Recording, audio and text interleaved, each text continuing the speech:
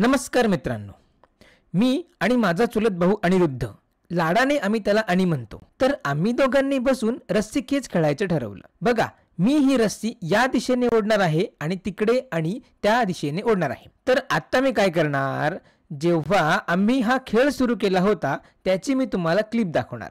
मग त्यावरून तुम्ही मला सांगायचं आहे की दोघांपैकी कोण रस्सी जोरात ओढत आहे. चालेल ना? तर हीच ती क्लिप आहे. बघा, यामध्ये काय होतंय, मी सहज जिंकलो. तसं पाहिलं तर इथे कुठलीच स्पर्धा नव्हती. आता थोडा वेळ तुम्ही व्हिडिओ थांबवा, मग तुम्ही मला सांगू शकता का की कोण ही रस्सी जोरात ओढत आहे, मी की आणि? ही क्लिप बघून तुम्हाला जे उत्तर सुचलं असेल ते बरोबरच आहे. चला पुन्हा एकदा बघूया. आणि माझ्याकडे सरकत आहे म्हणजे मीच जास्त जोरात ओढत असणार आणि तो काहीच करत नाहीये. नक्कीच मग मीच जोरात ओढतोय, बरोबर ना? पण जर तुम्हाला वाटत असेल की हेच उत्तर आहे तर अशा प्रश्नांची योग्य उत्तरं देण्यासाठी हा व्हिडिओ तुम्हाला पुन्हा विचार करायला लावेल. मग आपल्याला बल याबद्दल थोडं शोधायला लागेल. तर चला एक प्रश्नापासून सुरुवात करू की बल काय करते. या प्रश्नाचं उत्तर देखील स्पष्ट दिसू शकतं, पण चला पहिले काही उदाहरणं पाहूया, मग यावर विचार करूया. समजा की तुमच्याकडे एका कॅरम बोर्डवर एक नाणे आहे आणि तुम्ही त्याला एक टोला मारला, म्हणजे तुम्ही त्यावर बल लावले.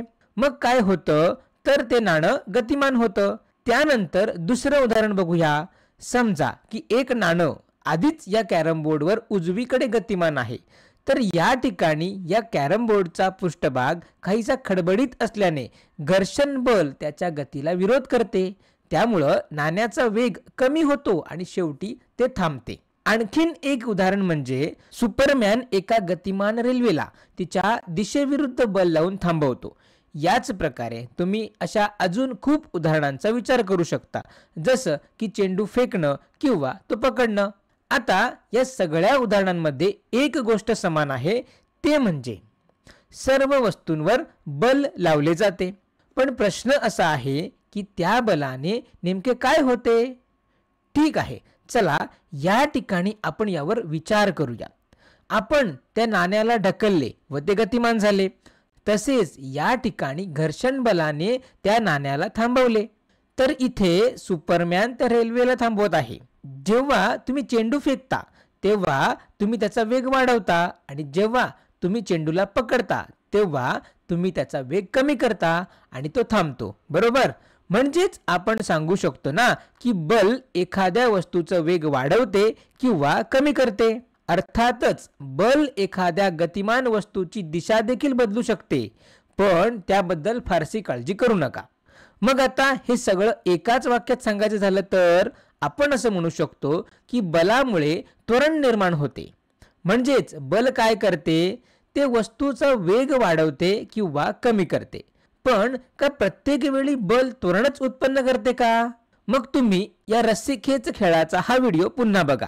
तुम्हाला यात काय दिसतं बरं? आमच्या ऑस्कर मिळवण्यासारख्या अभिनयाच्या चेहऱ्याव्यतिरिक्त तुम्हाला इथे काय दिसेल की आम्ही दोघंही ही रस्सी ओढतोय.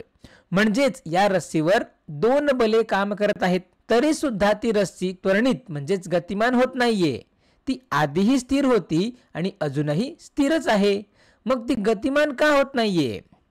चला अजून एक उदाहरण बघूया. ही एक बिन बॅग आहे जी जमिनीवर ठेवली आहे. आता मी तिला ओढायला सुरुवात करतो, पण बघा, जरी मी तिच्यावर बल लावत असलो तरी ती हलत नाही, म्हणजे ती त्वरणित होत नाहीये. बॅगेचे त्वरण होत नाही, ती स्थिर आहे. का बरं असं होत असेल? आपल्याला असं वाटू शकतं की कदाचित ती बिन बॅग खूप जड आहे किंवा कदाचित मी पुरेशी जोरात तिला ओढत नाही. पण आपल्या या वाक्याकडे पहा, त्यात कुठलीही अशी अट दिलेली नाही. असं सांगितले नाही की फक्त पुरेसे जोरदार बलच त्वरण निर्माण करते. तर आपण फक्त इतकंच म्हटलं आहे की बल त्वरण निर्माण करते, बरोबर ना? मग माझ्या बलामुळे ही बिन बॅग वेगाने का सरकत नाही, याचं उत्तर तुम्हाला माहित आहे का? तर यावर विचार करा. तुम्ही काही वेळ व्हिडिओ थांबवून विचार करून पहा आणि बघा तुम्हाला याबाबत काही स्पष्टीकरण सुचते का. ठीक आहे, आपण बघूया. चला पहिल्या गोष्टीकडे पाहू आणि बघूया आपण याचा विचार करू शकतो का. इथे आम्ही दोघेही ही रस्सी विरोधी दिशेने ओढत आहोत, त्यामुळे कदाचित आम्ही त्या रस्सीवर समान बल वापरत असू, पण ही बल समान पण विरोधी आहेत आणि त्यामुळे त्यांचे परिमाण एकमेकांना रद्द करत आहेत. म्हणूनच या रस्सीला कोणतेही त्वरण मिळत नाही. हे आता काही प्रमाणात समजले, बरोबर? ठीक आहे. मग इथे काय? कदाचित इथे माझं ओढण्याचं बल दुसऱ्या कोणत्या तरी बलाने रद्द होत असेल, जे या बॅगेवर विरोधी दिशेने कार्य करत असेल. मग कोण असा बल लावत असेल बरं? तर इथे मी एक गालिचा ठेवला आहे. याला एक कारण आहे. ते कारण म्हणजे या गालिच्याचा पृष्ठभाग हा खडबडीत आहे. मग तुम्ही आता ओळखलं का ते कोणतं बल असेल? तर ते घर्षण बल आहे. तुम्हाला माहीतच असेल, जेव्हा आपण एखादी गोष्ट खडबडीत पृष्ठभागावरून हलवण्याचा प्रयत्न करतो तेव्हा तो पृष्ठभाग त्या हालचालीला विरोध करतो आणि ज्या दिशेने आपण ती बॅग हलवण्याचा प्रयत्न करत आहोत ना, तर एक बल त्या विरोधी दिशेने लावला जाते. त्याच बलाला आपण घर्षण बल असे म्हणतो. तुम्हाला माहीतच आहे की हे घर्षण कुठून येतं. आता यावर जर तुम्हाला अधिक स्पष्टता हवी असेल तर आपण याबद्दल पूर्वीच्या व्हिडिओमध्ये थोडक्यात चर्चा केली आहे. मग तो व्हिडिओ बघून घ्या, मग यावर तुम्हाला पूर्ण कल्पना येऊन जाईल. पण तरीही यावरून सुद्धा आता आपल्याला अंदाज येऊ शकतो की या ठिकाणी नेमकं काय चाललं आहे. इथे देखील कदाचित हे घर्षणाचे बल निश्चितपणे माझ्या बलाच्या समान आणि विरोधी असेल. त्यामुळे पुन्हा त्यांचे परिमाण एकमेकांना रद्द करत आहेत आणि त्यामुळेच ही बॅग त्वरणित होत नाही. मग आता आपण आपल्या या नवीन निष्कर्षावरून असे म्हणू शकतो की जेव्हा एखाद्या वस्तूवर समान आणि विरोधी बल कार्य करत असते तेव्हा त्यांचे परिमाण एकमेकांना रद्द करतात. आणि परिणामी भौतिकशास्त्रात आपण अनेकदा म्हणतो की वस्तूवर कोणतेही निव्वळ बल कार्यरत नाही. निव्वळ या शब्दाला आपण प्रभावी असे सुद्धा म्हणू शकतो, म्हणजेच कोणतेही प्रभावी बल नाही. म्हणून जरी या रस्सीवर किंवा या बॅगवर बल कार्य करत असले तरी त्यावर कोणतेही निव्वळ बल कार्य करत नाही. मग आपल्याला हे समजते की जर एखाद्या वस्तूवर कोणतेही निव्वळ म्हणजेच प्रभावी बल कार्य करत नसेल तर त्या वस्तूचे कोणतेही त्वरण होत नाही. अशा परिस्थितीमध्ये ही बले संतुलित बले म्हणून ओळखली जातात. आता हे बऱ्यापैकी समजते, बरोबर? कारण ती बले समान आणि विरोधी आहेत. ती एकमेकांना संतुलित करत आहेत. त्यामुळं संतुलित बल म्हणजे कोणतेही प्रभावी बल नाही, कोणतेही त्वरण नाही. मग आता आपण हे जाणले की जर कोणतेही प्रभावी बल नसेल तर आपल्याला कोणतेही त्वरण मिळणार नाही. मग आपण या प्रश्नाचं उत्तर देण्याचा प्रयत्न करू शकतो का की त्वरण मिळवण्यासाठी काय आवश्यक आहे?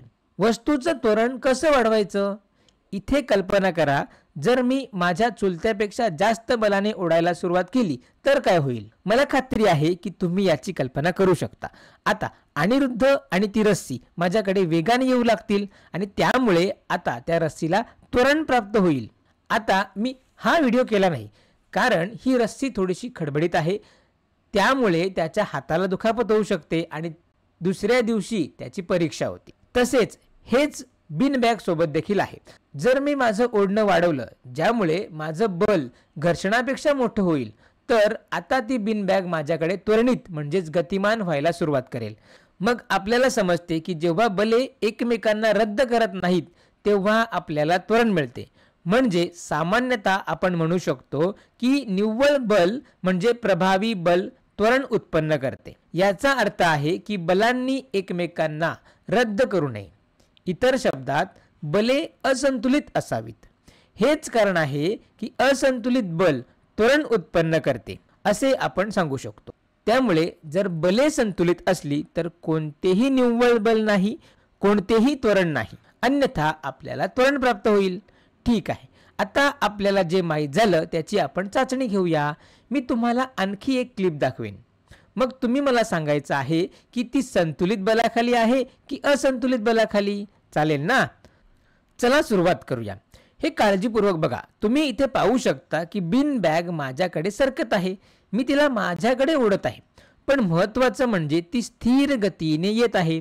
हे खूप महत्त्वाचं आहे. म्हणून पुन्हा एकदा बघा, इथे दोन बले आहेत. एक म्हणजे माझं ओढण्याचं बल म्हणजे मी तिला ओढतो आहे आणि दुसरं म्हणजे घर्षण बल. तर तुम्ही सांगू शकता का ही दोन बले संतुलित आहेत की असंतुलित? व्हिडिओ थांबवा आणि यावर विचार करा. मग ठीक आहे, आपण पाहूया.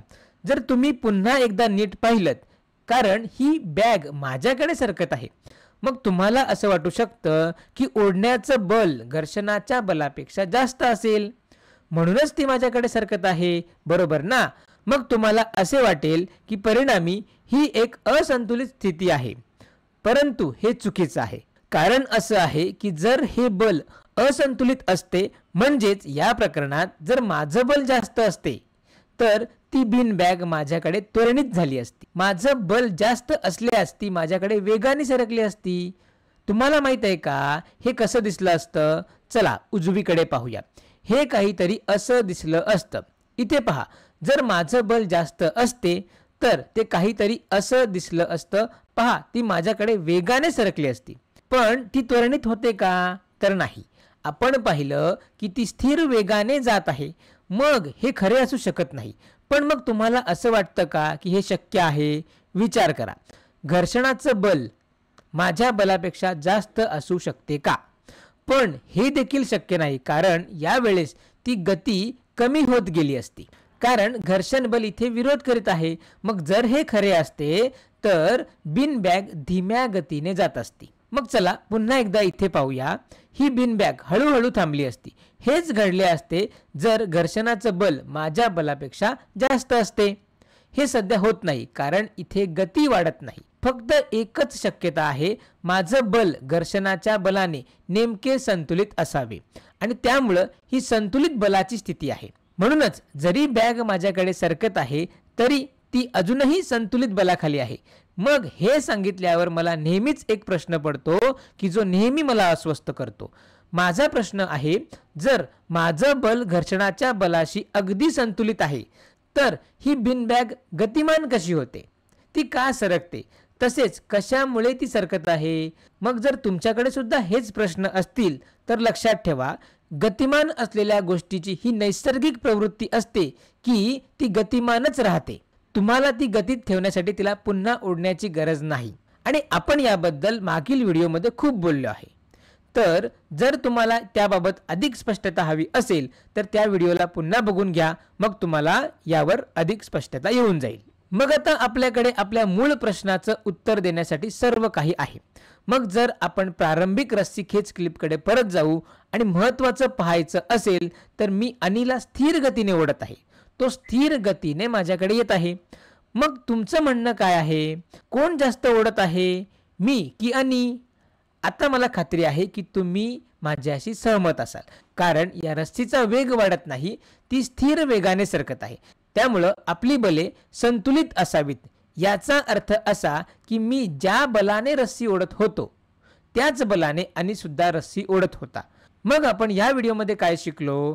आपण पाहिलं की जर दोन बले एकसारखी आणि विरोधी असतील तर ती संतुलित असतात. असे बल कोणतीही गती वाढवू शकत नाही, आणि महत्त्वाचं म्हणजे बले संतुलित आहेत म्हणून याचा अर्थ असा नाही की वस्तू विश्रांतीतच असावी, ती स्थिर गतीने देखील जाऊ शकते. तर या व्हिडिओमध्ये इतकंच. धन्यवाद.